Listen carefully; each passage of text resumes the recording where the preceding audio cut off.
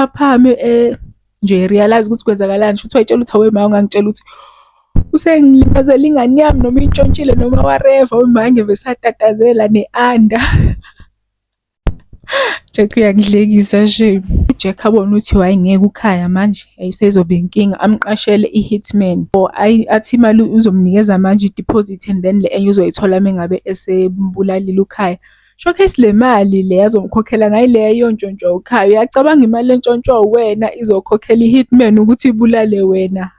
I-hitman-ke ihambe iyostokha ukhaya lapha emsebenzini. Lapho nje le hitman yenza kube obvious. Okokuqala ifake izaza.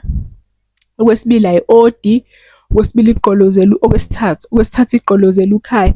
Nje izenza kube obvious nje umuntu okanjalo ngeke ungamnothisi nje, ngeke ungamnaki nje. USibuna-ke avadana afonele unkosikazi wakhe angithiwa iphoyisa vele.